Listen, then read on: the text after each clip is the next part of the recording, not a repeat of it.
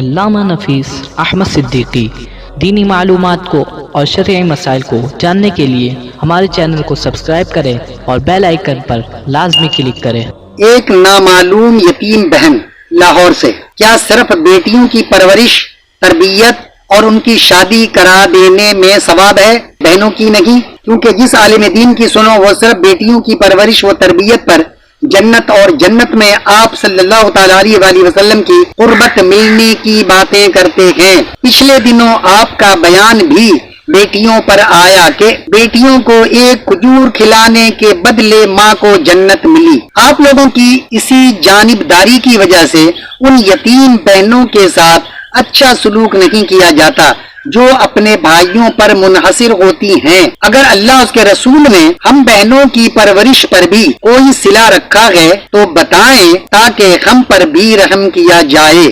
نامعلوم بہن، آپ یتیم بھی ہیں اور یقیناً آپ اپنے بھائی پہ ڈیپینڈ ہیں، یا تو آپ ہیں یا آپ کے قرب و جوار میں کوئی بہن ایسی ہے کہ جس پر عرصہ حیات تنگ کیا گیا ہو، جس کی وجہ سے آپ کے سوال سے پتہ چل رہا ہے کہ آپ بہت دکھی ہیں، یا تو اپنے حالات کی وجہ سے یا اپنی کسی قریبی بہن کو ان کی اس حالت کو دیکھ کر آپ بہت زیادہ غمزدہ ہیں۔ اور ایسی بات نہیں ہے کہ علماء کرام صرف بیٹیوں پہ باتیں کرتے ہیں، عین ممکن ہے صرف بیٹیوں پہ بات کرتے ہیں، بیٹیوں پہ زیادہ باتیں کرتے ہوں، بہنوں پہ کم باتیں ہوتی ہوں، لیکن چونکہ بیٹیاں اپنے باپ پہ 100% ڈیپینڈ ہوتی ہیں، بہنیں تو شاذ و نادر ایسا ہوتا ہے کہ اگر اللہ نہ کرے والد کا انتقال ہو گیا اور ان کی بیٹیاں ہیں اور بیٹا جوان ہے، بھائی جوان ہے، تو بھائی پہ آ کر وہ ڈیپینڈ ہو جاتی ہیں۔ لیکن عام طریقے سے بیٹیاں اپنے باپ ہی پہ ڈیپینڈ ہوتی ہیں، وہ کسی اور پہ نہیں ہوتی، الا یہ کہ اگر باپ کا انتقال ہوتا ہے تو پھر وہ کسی اور کی کے اوپر ڈیپینڈ ہوتی ہیں۔ تو اس لیے عمومی طور پہ عین ممکن ہے کہ جو کچھ آپ نے کہا ہے کہ علماء کرام بیٹیوں کے بارے میں زیادہ باتیں کرتے ہیں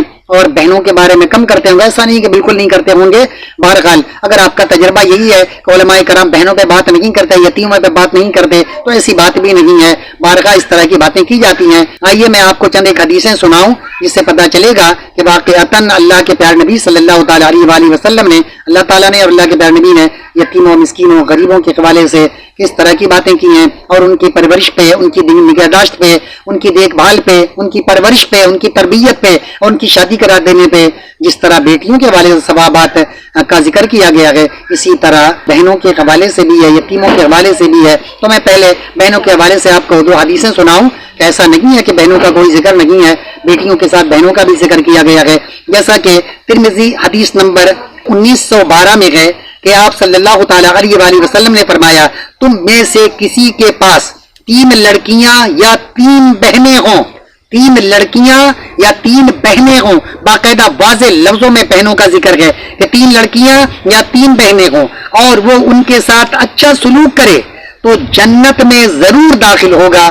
صرف بیٹیوں کی بات تو نہیں کی گئی ہے، بہنوں کی بھی بات کی گئی ہے کہ جس کے پاس 3 بیٹیاں ہوں یا 3 بہنیں ہوں تو 3 بیٹیوں کی پرورش کر لے یا 3 بہنوں کی پرورش کرے اور ان کی تعلیم و تربیت کرے، ان کی اچھی جگہ شادی کر دے، تو اللہ تعالیٰ، اللہ کے پیارے نبی فرماتے ہیں کہ وہ ضرور جنت میں داخل ہوگا۔ اس سے بڑی بات اور کیا ہو سکتی ہے؟ اللہ اور اس کے رسول نے بیٹیوں کے ساتھ بہنوں کو نظر انداز نہیں کیا اور نہ یتیموں مسکینوں کو نظر انداز کیا گیا ہے۔ اسی طرح ترمذی حدیث نمبر 1916 میں ہے کہ آپ صلی اللہ تعالی علیہ وآلہ وسلم نے فرمایا کہ جس کے پاس 3 لڑکیاں یا 3 بہنیں یا 2 لڑکیاں اور 2 بہنیں ہوں، 2 لڑکیاں یا 2 بہنیں ہوں، یہ نہیں ہے کہ لڑکیاں بھی ہوں بہنیں بھی ہوں تو جنت میں جائے گا، بلکہ چاہے 2 لڑکیاں ہوں، لڑکیوں سے مراد یقینی طور پہ یہاں بیٹیاں ہوں گی، اور اسی طرح باقاعدہ بہنوں کا الگ سے ذکر کیا گیا کہ 2 لڑکیاں یا 2 بہنیں ہوں اور وہ ان کے ساتھ اچھا سلوک کرے۔ خالی ہونا کافی نہیں ہے بلکہ اللہ کے پیارے نبی فرماتے ہیں کہ ہوں اور ان کے ساتھ اس نے اچھا سلوک کیا ہے اور ان کے حقوق کے سلسلے میں اللہ سے ڈرے، کہ ان کے کیا حقوق ہیں اس کے حقوق بھی وہ ادا کر رہا ہے، اللہ سے ڈرے تو اس کے لیے جنت ہے، جنت کی بشارت دی گئی ہے۔ صرف بیٹیوں کے بارے جنت کی بشارت نہیں ہے بلکہ بہنوں کے حوالے سے بھی ہے، یتیموں مسکینوں کے حوالے سے بھی ہے۔ آئیے میں اور ایک حدیث آپ کو سناؤں تاکہ یقیناً آپ دکھی ہیں، بہت زیادہ لگتا ہے آپ رنجیدہ ہیں اور علماء کرام سے آپ شاکی بھی ہیں، تو ایسی بات نہیں ہے. علماء کو کیا لینا دینا؟ علماء کیوں بیٹیوں کی طرفداری کریں گے، بہنوں کو نظر انداز کریں گے؟ ہمیں بہنوں سے کون سا جھگڑا ہے؟ بیٹیوں سے کون سی ایسی ہماری وہ یا کہ بیٹیوں کی پرورش میں ہی اور ان کے بیان کرنے میں ہی ہمیں ثواب ملے گا؟ ہمیں تو بہرحال ہر اس بات کو بیان کرنا چاہیے علماء کرام کو کہ جو کہ حقائق پہ مبنی ہو اور لوگوں کے لیے نافع ہو، لوگ اس سے فائدہ اٹھائیں. آئیے میں اور چند ایک حدیثیں آپ کے سامنے پیش کروں. ترمذی حدیث نمبر 1918 میں ہے کہ رسول اللہ صلی اللہ تعالی علیہ وآلہ وسلم نے فرمایا، میں اور یتیم کی کفالت کرنے والا. اب دیکھیں یتیم میں بیٹیاں بھی ہو سکتی ہیں، بہنیں بھی ہو سکتی ہیں اور دیگر بھی ہو سکتی ہیں. نہ صرف یہ کہ بیٹیاں اور بہنیں بلکہ بیٹا بھی ہو سکتا ہے، بھائی بھی ہو سکتا ہے اگر وہ چھوٹا ہے تو یتیم ہے، ابھی عاقل و بالغ نہیں ہوا ہے. تو اللہ کے پیارے نبی فرماتے ہیں کہ میں اور یتیم کی کفالت کرنے والا جنت میں ان دونوں کی طرح ہوں گے. اور آپ نے اپنی شہادت اور درمیانی انگلی کی طرف اشارہ کیا کہ جس طرح یہ دونوں انگلیاں آپس میں ایک ساتھ ہیں، اسی طرح جو یتیم کی پرورش کرنے والے جو لوگ ہیں، ان کی کفالت کرنے والے ہیں، ان کی تعلیم و تربیت کرنے والے ہیں، وہ اور میں جنت میں اس طرح ہوں گے. آپ نے اپنے دونوں انگلیوں کا اشارہ کیا. آئیے ایک اور حدیث آپ کے سامنے پیش کروں کہ یہاں بھی اللہ کے پیارے نبی نے فرمایا. ترمذی حدیث نمبر 1913 میں ہے کہ رسول اللہ صلی اللہ تعالی علیہ وآلہ وسلم نے فرمایا کہ جو شخص لڑکیوں کی پرورش سے دو چار ہو. اب لڑکیوں میں صرف بیٹیاں ہی نہیں ہیں بلکہ بہنیں بھی ہیں، دیگر یتیم بچیاں بھی ہیں. آپ نے لڑکیوں کا ذکر کیا، بیٹیوں کا ذکر نہیں کیا. مخصوص طور پہ لڑکیوں کا ذکر، اور لڑکی میں ہماری بہنیں بھی آتی ہیں، بیٹیاں بھی آتی ہیں، دیگر لڑکیاں بھی آتی ہیں. تو اللہ کے نبی نے فرمایا کہ جو شخص لڑکیوں کی پرورش سے دو چار ہو، پھر ان کی پرورش سے آنے والی مصیبتوں پر صبر کرے. اب ظاہر سی بات ہے کہ اگر وہ بیچارہ غریب ہے، کلاش ہے، مجبور ہے، تو اگر وہ بیٹیوں کی یا بہنوں کی یا دیگر یتیم بچیوں کی یا بچوں کی پرورش کرے گا تو اس کے لیے اسے پریشانیاں، دشواریاں اٹھانی پڑے گی. نان و نفقہ کے حوالے سے، بود و باش کے حوالے سے، خوراک اور کپڑوں کے حوالے سے اسے دشواریاں اٹھانی پڑے گی. تو اللہ کے پیارے نبی نے فرمایا کہ آنے والی مصیبتوں پر صبر کرے. اب اس کے بعد جو بھی مصیبتیں آ رہی ہیں، ان کی تعلیم و تربیت اور پرورش میں، نان و نفقہ میں جو بھی تکلیفیں اٹھانی پڑ رہی ہیں اس پر صبر کرے تو یہ سب لڑکیاں اس کے لیے جہنم سے آڑ بنیں گی. یہ سب لڑکیاں چاہے وہ بیٹیاں ہوں، بہنیں ہوں، تو اس کے لیے آڑ بنیں گی. ذرا اندازہ لگائیں کہ اللہ کے پیارے نبی صلی اللہ تعالیٰ علیہ وآلہ وسلم نے کسی موقع پر بھی ہماری بہنوں کو نظر انداز نہیں کیا ہے، دیگر یتیم بچیوں کو نظر انداز نہیں کیا، بلکہ آپ نے ہر موقع پر ان لوگوں کا خیال کیا. تو آپ مایوس نہ ہوں. ایسی بات نہیں ہے کہ بیٹیوں کی طرفداری علماء کر رہے ہیں، جانبداری کر رہے ہیں، یا اللہ اس کے رسول نے بیٹیوں کو نظر انداز کیا ہے. ایسی قطعی ایسی بات نہیں ہے.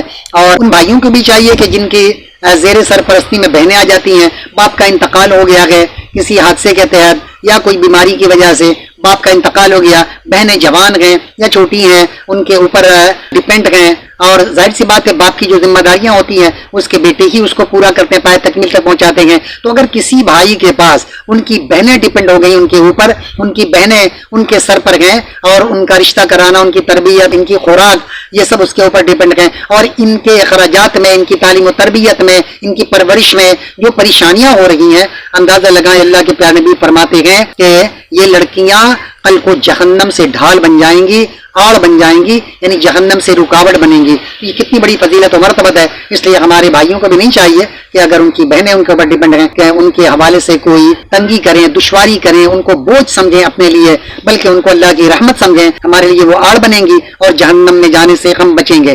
اور اسی طرح ہماری بہنوں کو بھی چاہیے کہ جب اپنے بھائیوں پر ڈیپینڈ ہیں تو چاہیے کہ آپ وہ جس گھر میں رہیں اپنے بھائی کے ساتھ، اپنے بھائی کے بچوں کے ساتھ، اپنی بھابھی کے ساتھ، ان کے ساتھ آپ شانہ بشانہ رہیں. ان کے کام کاج میں، ان کے معاملات میں، ان کے ہر کام میں اگر آپ ہاتھ بٹائیں گی، آپ خوش دلی کے ساتھ ان کا تعاون کریں گی، اپنی بساط کے مطابق ان کے گھر میں جو بھی کام کاج کے حوالے سے، مشورے کے حوالے سے، دیگر حوالوں سے اگر آپ شانہ بشانہ ہوں گی، تو میں نہیں سمجھتا کوئی بھی بدبخت بھائی اپنی بہن کو بوجھ سمجھے گا، بلکہ وہ بھی اپنے بچوں کی طرح آپ کی بھی پیار محبت سے پرورش کرے گا. اور بھابھیوں کو بھی چاہیے کہ ایسی بہنوں کو جو کہ آ کر آپ کے شوہر کے سر پہ آ گئی ہیں اپنے والد کے انتقال کی وجہ سے، آپ کے سسر کے انتقال کی وجہ سے، تو ان کے عرصہ حیات کو تنگ نہ کریں. کیا بعید کہ اللہ تعالیٰ ایسا نہ ہو، کبھی نہ ہو کہ آپ کی جو بچیاں ہیں کل کو ان کے ساتھ ایسا کوئی معاملہ ہو جائے تو آپ سوچیں کہ پھر کیا آپ اس بات کو پسند کریں گی کہ آپ کے شوہر کا انتقال ہو جائے، یا اللہ نہ کرے آپ کا انتقال ہو جائے اور آپ کی بچیاں دوسرے پہ ڈپینڈ ہوں اور پھر وہ ان کے لیے عرصہ حیات کو تنگ کریں.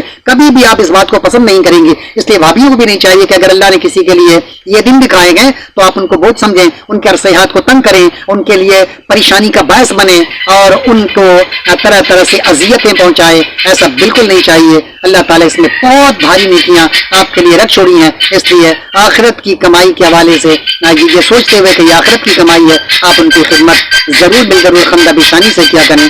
وما علینا الا البلاغ. طلب العلم فریضة على كل مسلم. علم کا حاصل کرنا ہر مسلمان مرد عورت پر فرض ہے.